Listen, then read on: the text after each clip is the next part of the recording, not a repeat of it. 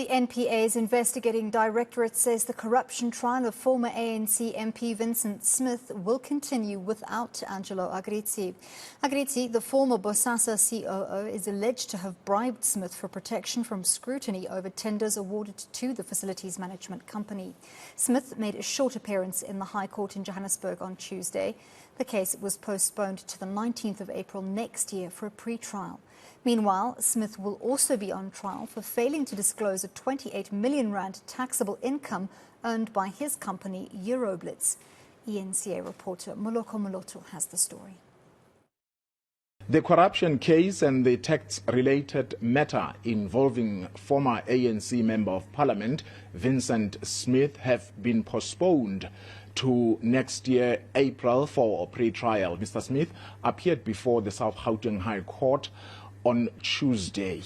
Let's now speak to the ID spokesperson, Sindisiwe Sibuka. Ma'am, thank you so much for your time.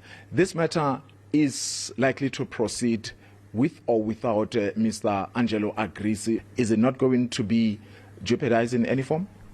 Not at all. So the decision was taken last year already to separate the two accused from the matter, so separate the cases and make it two, because of the constant non-attendance of Mr. Angelo Agrizzi.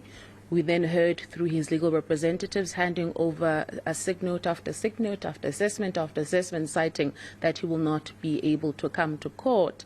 We then saw that it was prudent to separate the matters of the two accused to ensure that the constitutional rights of a speedy trial be put in place for Mr. Vincent Smith, and we're now in this particular court. And how far is the matter of the former Commissioner of the Correctional Services, Mr. Lindam T? We understand he's also having his own issues to deal with before the courts. So that is the 1.8 billion rand matter, which pertains to how Bosasa received 4 contracts for various matters at correctional to assist in correctional services between a particular period of time. And there are 4 accused in that particular matter. Mr. Angelo Agrizzi is also part and parcel of that particular matter.